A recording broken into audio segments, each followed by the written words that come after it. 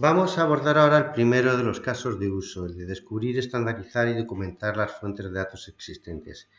En este caso de uso que vamos a hacer con Erwin Data Modeler, vamos a ver la ingeniería inversa, la estandarización de nombres, la estandarización de tipos de datos y los dominios como herramientas principales para descubrir los datos que hay reales en nuestra base de datos a través de la ingeniería inversa y estandarizar a través de la estandarización de nombres, tipos de datos y dominios nuestros diagramas, tanto lógicos o modelados lógicos como físicos. El primer caso de uso en el que nos vamos a poner es el de descubrir, estandarizar y documentar las fuentes de datos existentes. Obviamente con Erwin, como herramienta de modelado, podemos hacer diferentes operaciones para dar visibilidad a los datos que realmente tenemos, pero la más directa, la más inmediata que encontramos para ver nuestros datos es la ingeniería inversa. Cuando tenemos una base de datos, aquí por ejemplo tenemos una de ejemplo de Microsoft, el AdventureWorks, o cualquier base de datos, vamos a tener un número de elementos, de objetos de la base de datos importante. Tablas, vistas, funciones, etc. Y cuando esa base de datos tiene un tamaño empresarial, el tener una imagen real de qué ocurre con mi base de datos, de cómo es, de qué manera tiene, de qué manera está construida y cómo ha ido siendo modificada, cómo ha evolucionado, etcétera, pues es muy importante. Para eso, con Erwin tenemos la opción de obtener con la ingeniería inversa una imagen exacta de cómo es la base de datos real en este momento. Obviamente, si creamos una ingeniería inversa, le vamos a tener que decir de qué servidor de base de datos vamos a partir, de qué motor de base de datos vamos a partir. Tenemos DB2, Informix, Oracle, SAP, etcétera, SQL, por supuesto, Teradata. Y en este caso, en el nuestro, vamos a conectarnos contra el SQL Server, que es una versión 2016. Vemos que hay diferencia entre el 2008 y luego 2012, 14 y 16. Y vamos a pedirle que cuando nos construya el modelo partiendo de los datos reales, nos construya tanto un modelo físico como uno lógico. Podríamos pedirle simplemente el físico, pero vamos a pedirle también el lógico. Como es habitual en este tipo de operaciones, Erwin me va a proponer el uso de un asistente para hacer la ingeniería inversa. Me va a preguntar de dónde quiero hacerla, le voy a decir que no de una base de datos, porque podría hacerla de un script, me podrían pasar el script de una base de datos y hacer la ingeniería inversa directamente desde ahí. Por ejemplo, podríamos no tener acceso directo a la base de datos y el administrador de la base de datos obtener el script de la base de datos y dármelo para que yo genere los diagramas y el modelo desde ese script. En este caso vamos a conectarnos directamente contra la base de datos. Vamos a elegir qué elementos de la base de datos queremos utilizar para la ingeniería inversa. Por defecto, él está utilizando una plantilla, ¿vale? La plantilla que hay por defecto con las opciones ya seleccionadas. Yo podría modificar estas opciones, incluso una vez modificadas, salvar esas opciones y crear una nueva plantilla o tantas plantillas como me hiciera falta según el caso. Bueno, como no es, en este caso no es específicamente importante, vamos a dejar la plantilla como está, que por lo general suele estar bastante bien, y vamos a seguir avanzando. A continuación me pregunta que si quiero traer los objetos del sistema y que en este caso no lo voy a marcar, y también si quiero traerme cualquiera todos los propietarios que hay en la base de datos, o todos los roles owners que tenemos en la base de datos, o solo el usuario actual. En mi caso da igual porque estoy atacando una base de datos local de la cual soy administrador, pero podría ser que fuera solo del usuario actual, por ejemplo del DBO o de un usuario que tuviera yo particularmente.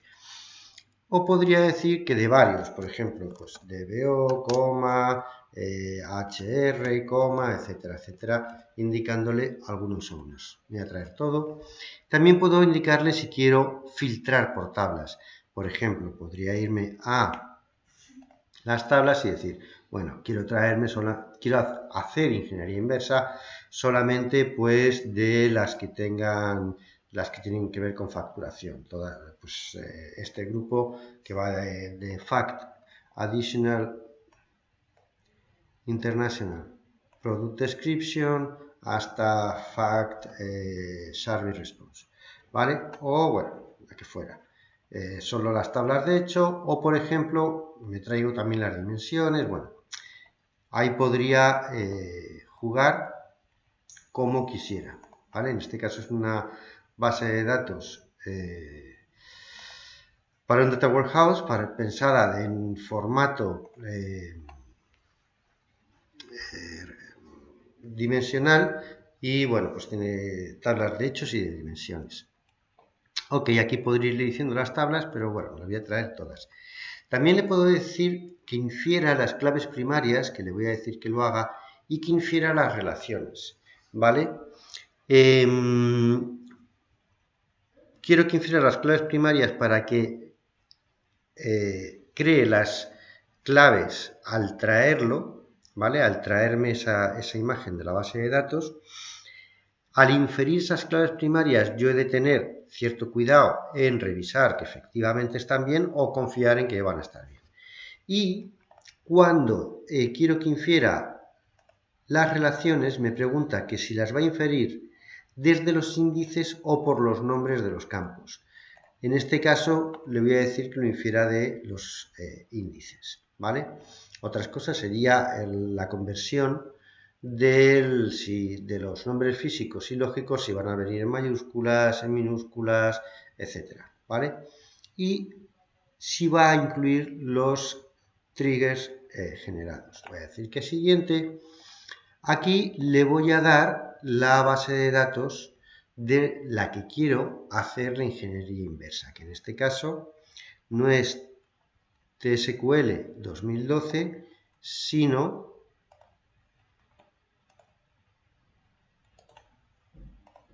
AdventureWorks. ¿Vale? Ok, voy a conectarme y empiezo a hacer la ingeniería inversa. Me empieza a traer todos los objetos de la base de datos que le hemos propuesto.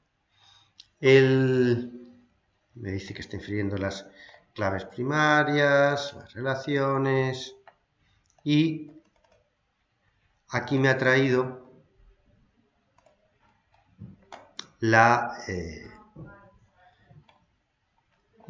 el modelo que corresponde realmente a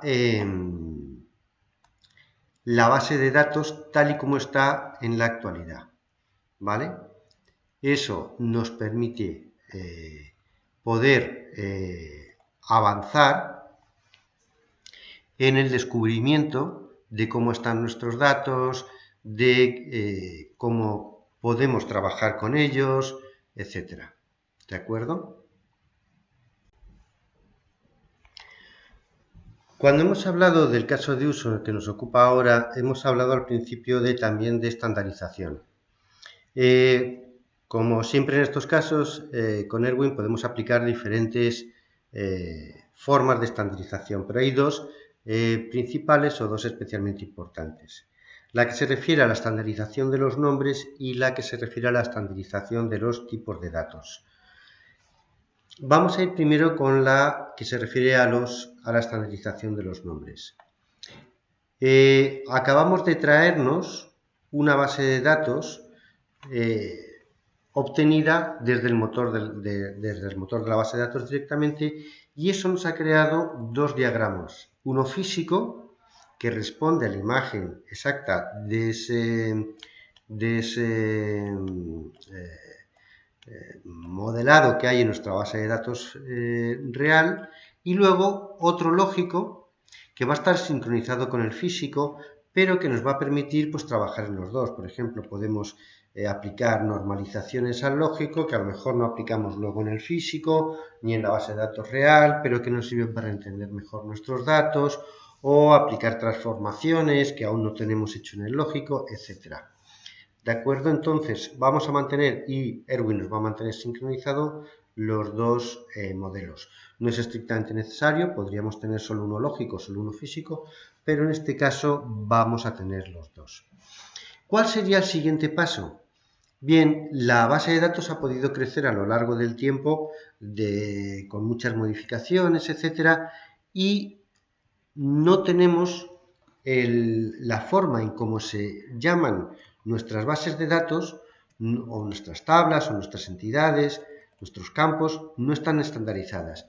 Y queremos estandarizar esos nombres, también estandarizar cuál es el paso del nombre físico al nombre lógico, al nombre físico, cuando construyo algo en el lado lógico, cómo pasa al físico, etcétera, etcétera. Bien, para eso es para lo que tenemos la estandarización de nombres. No vamos a hacerlo con una base de datos como esta AdventureWorks, porque es un poco más complejo, y vamos a hacerlo con una base de datos con una sola entidad. Para lo cual nos vamos a crear un nuevo modelo, tanto lógico como físico, ¿vale? Para hacer esta prueba. Me he traído una entidad con sus atributos para no tener que construirla ahora, que se está de cliente con algunos atributos. Ok. Tenemos una herramienta que se llama Naming Standards y que nos permite crear un glosario con palabras que se utilizan en nuestro modelo, y ese glosario emplearlo para la estandarización. Podemos crear un glosario, exportarlo, por ejemplo, a Excel o a un fichero de texto, y luego importarlo entre diagramas diferentes, ¿de acuerdo? Pero para verlo vamos a empezar de cero. Simplemente yo aquí en el glosario tendría que crearme primero uno, que lo llamaría ejercicio estandarización, por ejemplo, y empezaría a añadir palabras, ¿vale? Por ejemplo, pues cliente,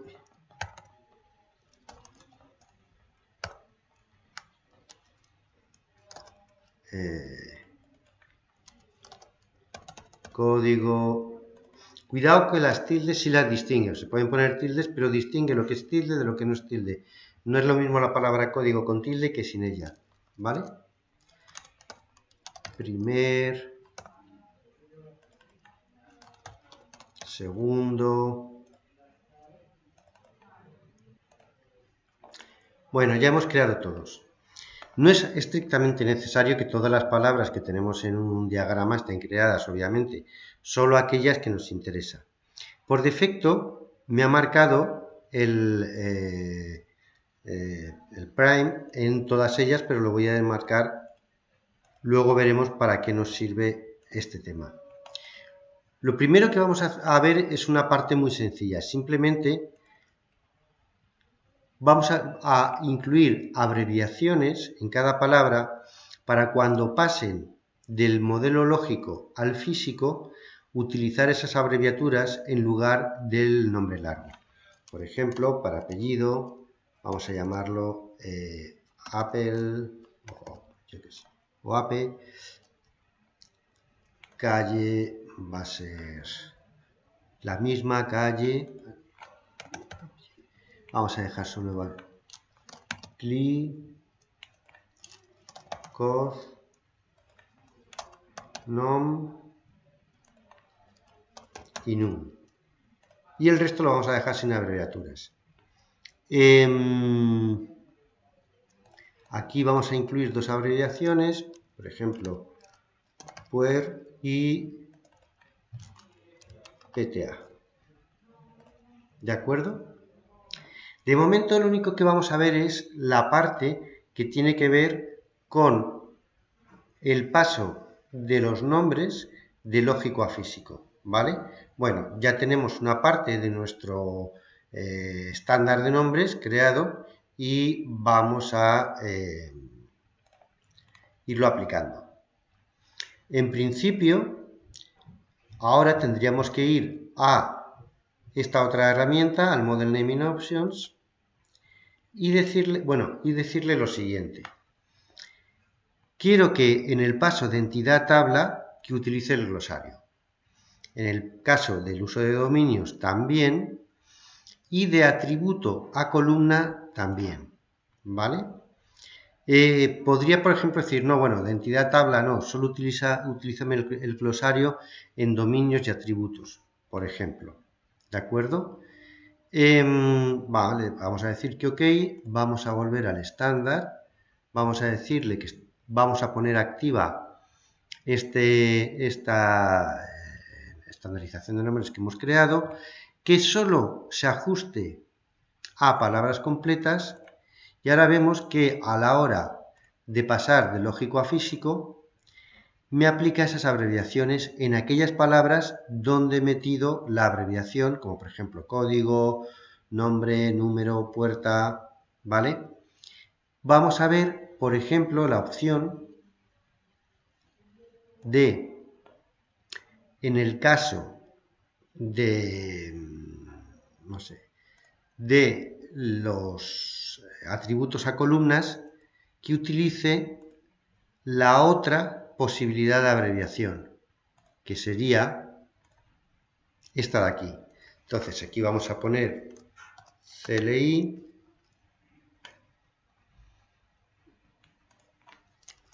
Code, aquí ponemos NMB, y aquí ponemos N, por distinguirlos, ¿vale? En algunos casos lo cambiamos, en otros lo aplicamos. En este caso, ahora del paso de lógico a físico, utilizaría esta otra posibilidad. Esto no es lo único que nos permite la estandarización de nombres. También nos va a permitir el trabajar con la posición y la forma en que vamos a escribir nuestros atributos. En nuestra herramienta de estandarización de nombres, vemos que en lógico tenemos 4 partes y cada una de estas partes puede ser prime, modifier 1, modifier 2 o class, tanto para entities como para atributos como para dominios, y en físico para tablas, columnas y dominios también. ¿Ok? Vale, vamos a definir que nosotros queremos que en la parte de lógica solamente vamos a utilizar, por ejemplo, prime y class, o prime y modifier. ¿Cuáles son las diferencias?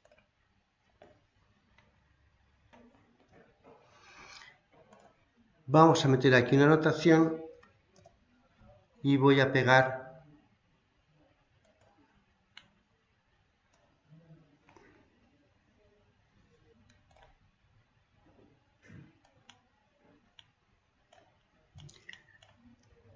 Cuando hablamos de prime, nosotros decidimos en cada caso qué es qué. Prime lo vamos a llamar o lo vamos a utilizar para darle nombre a la entidad. Y va a ser una palabra. Class va a ser otra palabra, que la vamos a utilizar para una clasificación, como por ejemplo nombre, apellido, identificador, código, cantidad, etc. Una clasificación para ese atributo concreto, ¿vale? Y modifier 1 y 2 son palabras que van a describir a prime, ¿de acuerdo? Entonces, nosotros, por ejemplo, en nuestra herramienta de estandarización vamos a decirle, en la parte de, entidades, no nos interesa, solo vamos a hacer atributos. Part 1 va a tener que llevar una palabra de tipo prime y la parte 2 directamente una palabra de tipo class. No vamos a meter modificadores, solo vamos a meter la palabra que describe el nombre o que da nombre a la entidad y aquella que la clasifica. Podríamos meter dos class, modifier, etc. Podríamos hacer el orden según nos interesará. Y en la física vamos a emplear, por ejemplo, pues la misma, para que sea más sencillo. ¿De acuerdo? Ok. Ahora, cuando vamos a nuestro glosario, vamos a decidir qué palabras... Un segundito, voy a mover esto para que lo veamos mejor. ¿Qué palabras van a hacer una función o las dos? No tenemos por qué definir todas las palabras, pero bueno, me interesa ahora sí definir, para el ejemplo, todas las que tenemos. Aunque en un modelo normal, mientras más avanzado tengamos el glosario, mayor será la estandarización, pero no es estrictamente necesario que tengamos todas las palabras en el glosario. ¿Vale? Bueno, según esto, pues voy a coger nombre y, por ejemplo, nombre lo voy a utilizar como clase. Por ejemplo, apellido también, lo voy a utilizar como clase, número, ¿de acuerdo? También va a ser clase y código. Ok. Sin embargo, calle va a ser prime, cliente va a ser prime, primer, segundo, puerta y segundo. Ok. ¿Qué es lo que qué es lo que le estoy diciendo con esto? Que cuando tenga un nombre de entidad, de atributo, por ejemplo, código o nombre, debería tener dos palabras, una como prime y otra como class. Que hay unas palabras que me sirven para prime y otras que me sirven para class. Cuidado, podría decir, código me sirve para las dos, tanto para prime como para class. Por ejemplo, o nombre. Quiero que también me sirva para las dos. ¿De acuerdo? Bueno, lo voy a desmarcar para que lo veamos de momento. Solo voy a dejar código con dos. Ok, una vez definido todo esto, volveríamos a las opciones de nombres y le diríamos, mira, en atributo voy a usar el glosario. ¿De acuerdo? Bueno, esto lo veremos más adelante. Y va a utilizar lo que he puesto en el naming standards. Yo ahora cuando lo pase a físico va a seguir utilizando el glosario tal como dijimos, pero además tengo la posibilidad de, mediante el check naming standard compliance, ver si efectivamente cumple con estas condiciones. Solo vamos a dejar los atributos.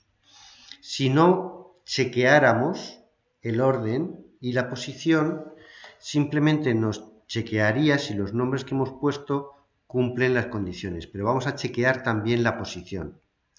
Vale, empezamos y nos dice código. El atributo código en la entidad cliente no tiene todas las partes especificadas. ¿Por qué? Porque solo tenemos una palabra, que es código y que nos servía como prime. Bueno, lo vamos a dejar así porque quiero dejarlo así. La otra sería decir, claro, es que aquí tendría que venir código identificador, ¿de acuerdo? Y este sería el nombre correcto. En realidad código identificador es lo mismo, pero bueno, es para que nos entendamos. O simplemente lo dejaría como código, ¿vale? Bajamos a nombre y le ocurre lo mismo, me dice, y solo hay una palabra. Bueno, no me importa, para mí está bien. Primer apellido, segundo apellido, calle nombre, calle número, los encuentra correctos y avanza a través de ellos hasta número puerta. Y me dice, la posición no es la apropiada, no es la que se ha especificado en el naming standard file. Ok, aquí tendría que modificar por puerta número, dado que puerta lo tenía marcado como prime y número como class. Uy, perdón, le he dado a ignorar, pero bueno, si lo... vamos a volverlo a hacer.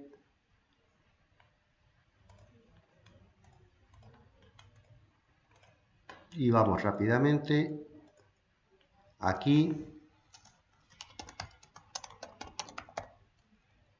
Reemplazar. Y ahora ya estaría ok. ¿Vale? Veis que aquí ya me lo ha reemplazado. Ahora esta última, puerta número, ya sí correspondería con nuestro estándar. Número puede hacer class de class y puerta de prime. ¿De acuerdo? Por ejemplo, con esto tendríamos estandarizado cómo llamamos a cada uno de los atributos y también cómo esos atributos se convierten en campos o nombres de campos en las tablas. ¿De acuerdo? Sin embargo, hay más cosas que podemos hacer en estos nombres. Por ejemplo, podríamos dejarlos lógicos como están, pero los físicos decidir que las entidades, ¿de acuerdo? Perdón, en los nombres de las tablas siempre van a ir en mayúscula, ¿de acuerdo? Con un ancho máximo de 128 caracteres. O, por ejemplo, que siempre que tengamos un nombre de dominio, vamos a ponerle un prefijo que sea de guión bajo, o por ejemplo, cuando haya un atributo, vamos a ponerle un prefijo que sea, por ejemplo, pues atributo. Vamos a ver cómo cambia, ¿veis? Cliente pasa a mayúscula y los atributos pasan a tener el at delante. O podríamos emplear las macros, la caja de macros. No nos vamos a meter ahí, pero vamos a hacer, por ejemplo, así muy sencillito, delante del nombre del atributo,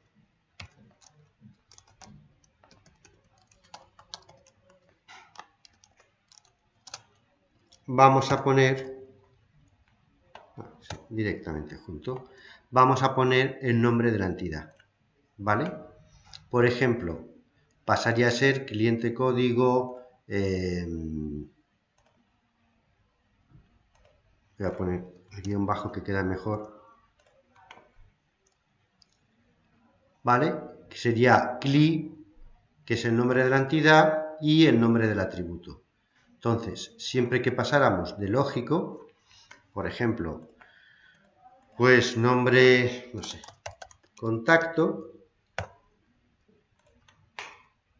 al pasarlo al físico, me utiliza el CLI, que es la abreviación de la entidad cliente, la abreviación de nombre y contacto, que no tiene ninguna abreviación. ¿De acuerdo? De esta manera estandarizamos el uso de los... El otro elemento del que hablábamos cuando hablábamos de estandarización era de la estandarización de tipos de datos. Obviamente, cuando definimos, tanto en el lado lógico,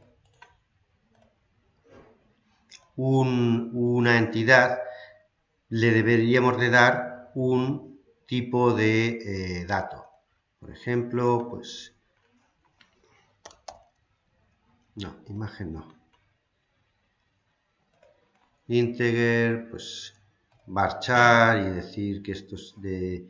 pero que no es de 18, que es de 50... Uy, perdón.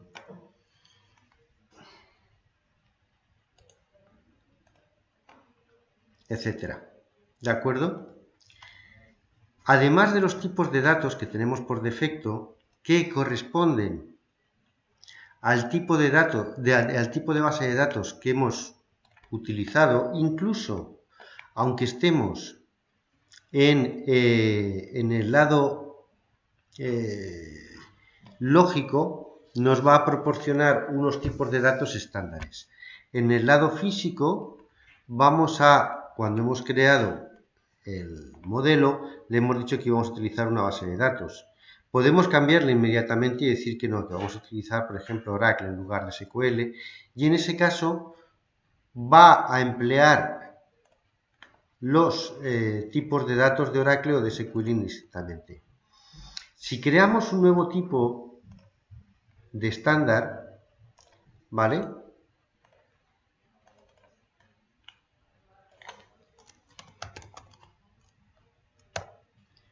Y lo activamos, claro, nos va a ofrecer por defecto cómo son los tipos de datos con los que estamos trabajando, a qué dominio pertenecen, que es algo que vamos a ver a continuación, y los dominios son desconocido, string de texto, números, fecha y blobs. Si obligamos a que haya una longitud para ese tipo de datos, es opcional o no ponemos nada, e incluso la precisión. Ok. Dentro de estos tipos de datos, nosotros podríamos crear nuevos tipos de datos que nos interesarán a nosotros por algún tema concreto. Por ejemplo,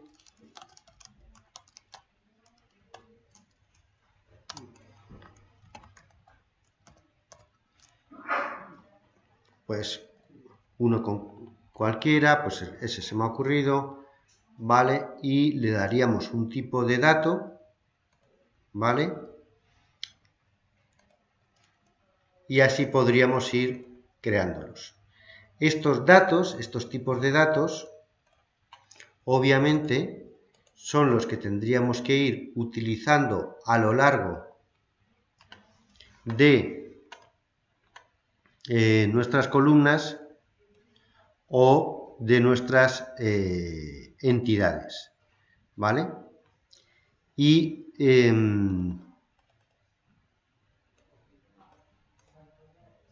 no sé si no lo he salvado, pero bueno, iríamos empleando estos tipos de datos y así podríamos, creando en el modelo los nuevos tipos de datos, estandarizarlos dentro de nuestras bases de datos.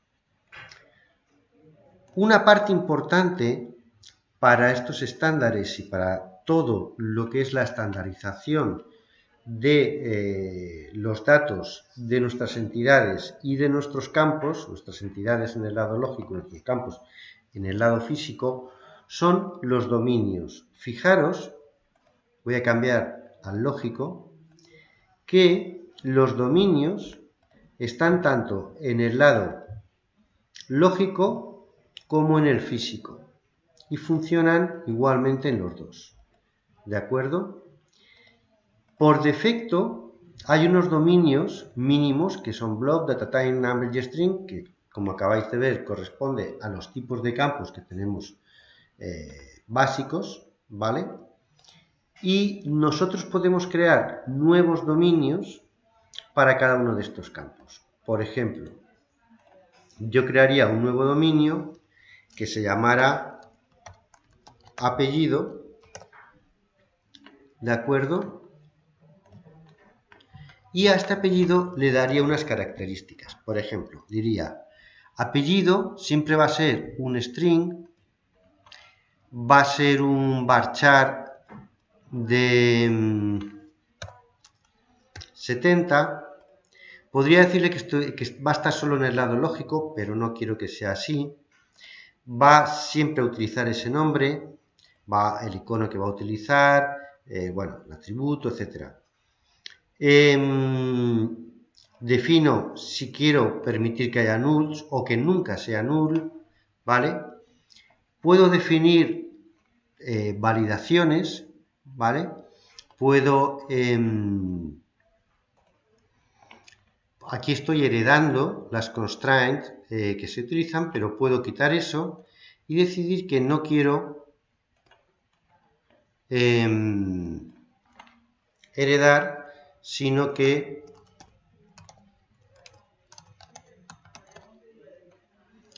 quiero emplear otra diferente. Puede ser definida por el usuario, puede ser de máximos o mínimos, por valores máximos y mínimos que admite, o por ejemplo podría ser una lista de valores válidos, ¿vale? Pues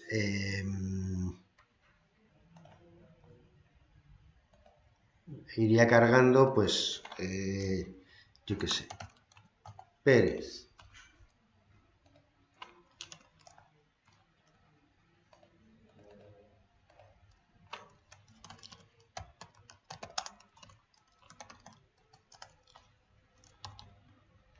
Bueno, en apellido, obviamente, este tipo de cosas no da para mucho, pero en otro tipo de campos enseguida se ve la utilidad que puede tener, ¿vale?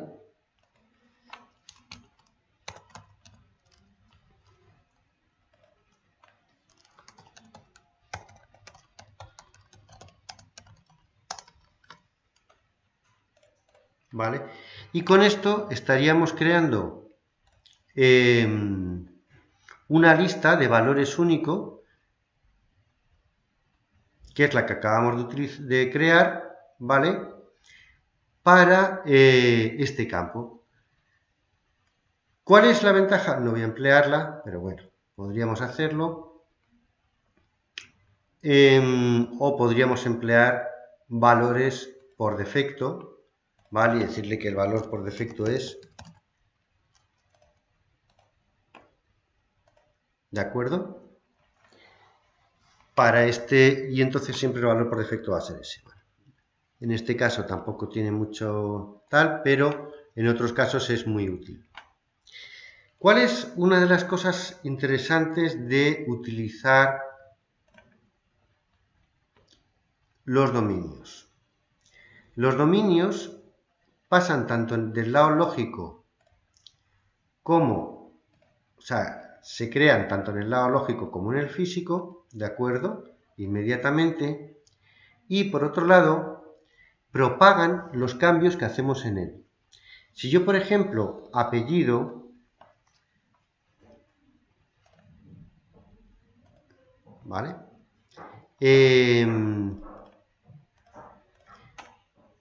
Normalmente no lo crearía de esta manera, sino que incluiría el dominio apellido y haría un cambio sobre él, poniendo primer apellido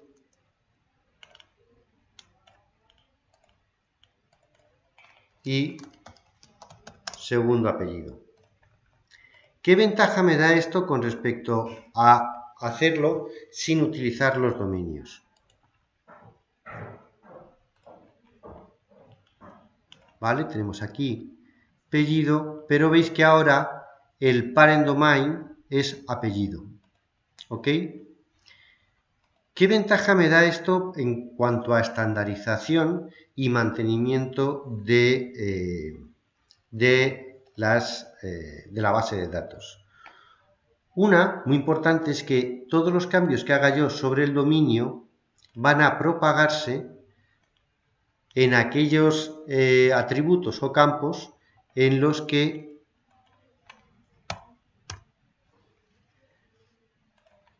yo he aplicado este dominio. Por ejemplo, cambio el varchar de 70 a 80 en el dominio y automáticamente,